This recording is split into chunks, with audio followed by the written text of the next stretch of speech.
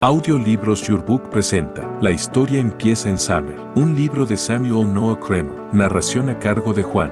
17. Sabiduría. Los primeros proverbios y adagios. Se ha creído durante mucho tiempo que el libro bíblico de los proverbios era la colección de máximas más antigua escrita por los hombres. Pero cuando empezó a revelarse en todo su esplendor la civilización egipcia, hace unos 150 años, se descubrieron colecciones de proverbios compuestos con mucha anterioridad a los hebreos. Sin embargo, tampoco estos proverbios eran los más antiguos, ya que las colecciones sumerias de la misma índole les ganaban con bastantes siglos a la mayor parte de los textos egipcios, al menos a los que se han conservado hasta la fecha. 20 años atrás no se conocía ningún proverbio auténticamente sumerio. Se habían publicado algunos refranes bilingües, es decir, redactados en lengua sumeria y traducidos al acadio, los cuales procedían de tablillas que databan del primer milenio antes de Cristo. Sin embargo, Harvard Kiara había editado, en 1934, varios fragmentos descubiertos en Nippur, que se remontaban al siglo XVIII antes de nuestra era. Estos documentos,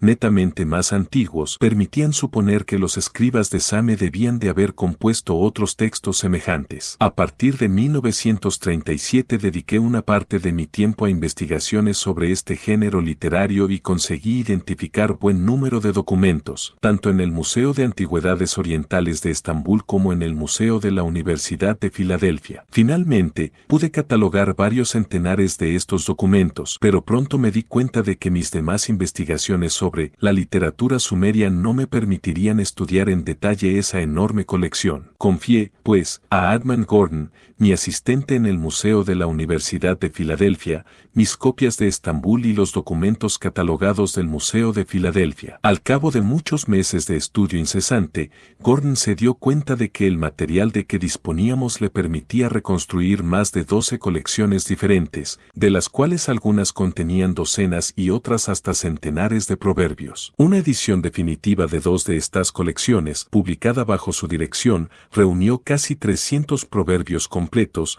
la mayoría desconocidos hasta entonces. Yo he entresacado una buena parte de la materia que constituye este capítulo de su abundante documentación. Una de las características específicas de los proverbios es la de tener un alcance universal. Si alguien hubiera que pretendiera poner en duda la fraternidad de los hombres y la identidad de la humanidad a todos los pueblos y a todas las razas, puede echar un vistazo a los adagios y a los preceptos de los sumerios y quedará convencido. Más aún que en las demás obras literarias, estas de que ahora tratamos trascienden las diferencias de civilización y de ambiente y descubren aquello que hay de universal y de permanente en nuestra naturaleza. Los proverbios sumerios que han llegado hasta nosotros fueron reunidos y transcritos hace más de 3.500 años, y muchos de ellos son, con toda seguridad, herencia de una tradición oral archisecular ya en la época en que fueron transcritos. Son la obra de un pueblo profundamente distinto de nosotros, tanto por la lengua como por el medio ambiental, las costumbres, las creencias, la vida económica y la vida social. Y, sin embargo, la mentalidad que revelan es extrañamente semejante a la nuestra. ¿Cómo no reconocer en estos proverbios el reflejo de nuestras propias inclinaciones, de nuestros propios modos de pensar, de nuestros defectos y de nuestras incertidumbres? ¿Cómo no ver en ellos el eco emocionante del espectáculo donde se agitan y se mueven los personajes, siempre los mismos, de nuestra comedia humana? He aquí, por ejemplo, al quejumbroso que atribuye todos sus fracasos al destino y que no cesa de lamentarse y suspirar, en mal día nací, y su vecino, el falso justificador, el buscador de excusas que defiende su mala causa a base de generalidades obvias. ¿Se pueden hacer hijos sin hacer el amor? ¿Puede uno engordar sin comer? He aquí los fracasados, los incapaces, de quienes se decía entonces, que te metan en el agua y se volverá fétida, que te pongan en un jardín y se pudrirán los frutos. Igual que nosotros, los sumerios vacilaban y no se decidían a adoptar una política presupuestaria. Había que ceder a las tentaciones de unos gastos bien empleados o había que guardar prudentemente el dinero. Decían, eclécticamente, estamos condenados a morir, gastemos, pues. Viviremos aún muchos años, economicemos, pues. O también decían, si se trataba de hombres de negocios, la cebada temprana prosperará, ¿qué sabemos nosotros? La cebada tardía prosperará, ¿qué sabemos nosotros? En Same, como en otras partes, las gentes humildes pasaban sus apuros económicos, su situación lamentable inspiró estos versos contrapuntados, de una elocuencia conmovedora: al pobre más le valdría estar muerto que vivo. Si tiene pan, no tiene sal; si tiene sal, no tiene pan; si tiene carne, no tiene cordero; si tiene un cordero, no tiene carne. Las economías, cuando las había, se evaporaban sin que pudieran luego reponerse; el pobre se roe todo su dinero. Y cuando las economías se habían agotado, había que recurrir a los usureros, quienes se mostraban muy duros hacia los pobres pedigüeños. De ahí el proverbio: al pobre le prestan dinero y preocupaciones, que se puede comparar con el proverbio inglés: money borrowed and soon sorrowed, dinero de prestado, pronto es lamentado. En conjunto, puede decirse que los pobres de Same eran de carácter humilde y resignado. Nada nos permite suponer que hubieran jamás organizado una rebelión contra las ricas clases dirigentes. Sin embargo, el siguiente proverbio: no todas las casas pobres son igualmente sumisas, parece evidenciar, si mi traducción es exacta, cierta conciencia de clase. He aquí ahora, en otro proverbio, una idea que recuerda cierta frase del Eclesiastés v. 11: dulcemente duerme el trabajador, ora sea poco, ora sea mucho lo que ha comido, pero está el rico tan repleto de manjares, que no puede dormir. Y, sobre todo, el adagio del Talmud: quien multiplica sus bienes multiplica sus preocupaciones; quien tiene mucho dinero es, sin duda, dichoso; quien posee mucha cebada es, sin duda, dichoso; pero el que nada posee puede dormir. Tal pobre hubo, menos filósofo, que atribuía su miseria no a su propia incapacidad, sino a la de los compañeros con quienes se había embarcado en la vida. Soy un corcel de raza,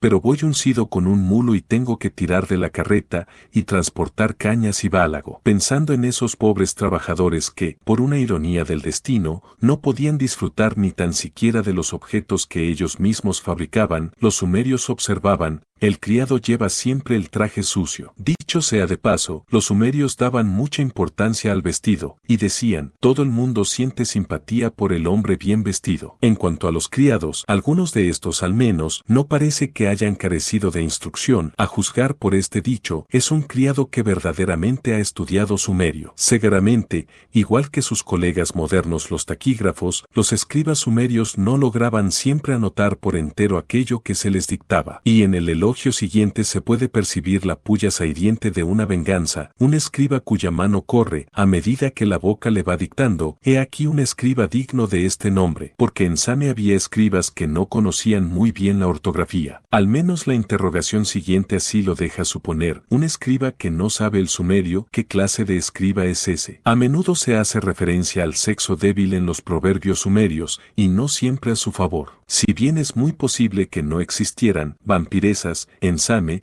no por ello faltaban jóvenes vírgenes de espíritu muy práctico. Por ejemplo, aquí se nos revela cierta persona amable y casadera, que, cansada de esperar la llegada de su príncipe encantador, ya no disimula más su impaciencia. Para aquel que está bien establecido, para aquel que no es más que viento, debo yo guardar mi amor. Por otra parte, la vida conyugal no era siempre de color de rosa en aquellos tiempos. Quien no ha hecho vivir a una mujer o a un niño no ha llevado nunca una cuerda en la nariz. Los maridos sumerios se sentían a menudo desatendidos. Por ejemplo, no está nada satisfecho: mi mujer está en el templo, mi madre está en la orilla del río y yo estoy aquí, muriéndome de hambre. En cuanto a las sumerias nerviosas, angustiadas y que no saben lo que tienen, igual que sus congéneres de hoy en día, parece que iban a asediar la puerta del médico. Este es, quizás, el sentido que habría que dar al proverbio siguiente, si, una vez más, la traducción fuese correcta: una mujer agitada en casa añade la enfermedad a las molestias. Nada tiene de extraño, pues, que en estas condiciones el sumerio lamentase a veces haberse dejado arrastrar un poco por la pasión, para el placer, matrimonio, pensándolo mejor, divorcio. Podía darse el caso, y ello es cosa que aún se ve hoy en día, que los dos novios abordasen la vida en común con sentimientos muy diferentes. De ello es testigo este breve y elocuentísimo comentario: un corazón alegre, la novia. Un corazón afligido, el novio. En cuanto a las suegras, parecen haber sido entre los sumerios mucho menos difíciles para convivir con ellas que las suegras contemporáneas. En todo caso, no ha llegado hasta nosotros ninguna queja ni ningún chiste o anécdota sumerios referentes a las suegras. En Same eran las nueras quienes gozaban de mala fama. Lo atestigua el siguiente epigrama, que les da un buen rapapolvo al final de una larga lista de personas y de cosas elogiosamente presentadas. El botijo en el desierto es la vida del hombre. El calzado es la niña de los ojos del hombre, la esposa es el porvenir del hombre, el hijo es el refugio del hombre, la hija es la salvación del hombre, pero la nuera es el infierno del hombre. Los sumerios hacían mucho caso de la amistad, pero pensaban también que la sangre es más espesa que el agua, para emplear una expresión moderna, y confiaban más en la solidez de los lazos familiares que en los de la amistad. La amistad dura un día, el parentesco dura siempre. Como detalle interesante desde el punto de vista de la civilización comparada, diremos que los sumerios estaban muy lejos de considerar al perro como el mejor amigo del hombre. En realidad, pensaban todo lo contrario, como lo prueban los 3 refranes siguientes. El buey ara, el perro estropea los profundos surcos. Es un perro, no conoce su casa. El perro del herrero no podía echar al suelo el yunque, echó al suelo, pues, en su lugar, el puchero del agua. Si los sumerios no compartían nuestros sentimientos hacia el perro, tenían, en cambio, sobre otros sujetos, ideas muy semejantes a las nuestras. Un marinero, dicen los ingleses, se peleará porque se cae un sombrero. En Same eran de la misma opinión, el barquero es un hombre belicoso. El proverbio sumerio, todavía no ha cazado la zorra, y ya le ha fabricado el collar, es el equivalente del inglés actual. Don't count your chickens before they are hatched. No cuentes los polluelos antes de que hayan roto el cascarón. O del francés, también moderno, il ne faut pas vendre la peau de elle or saban de elle avoir tué. No hay que vender la piel del oso antes de haberlo matado. Finalmente, decir, me he escapado del toro salvaje para encontrarme ante la vaca salvaje, no es lo mismo que nuestro, entre Escila y Caridis. En todos los tiempos y en todas partes se ha predicado la asiduidad al trabajo. Terminar lo que se ha empezado, no dejar para mañana lo que se puede hacer hoy. Todos estos consejos han sido dichos y repetidos bajo diversas formas. Los sumerios también los formularon a su manera, por medio de un bien escogido ejemplo, mano y mano,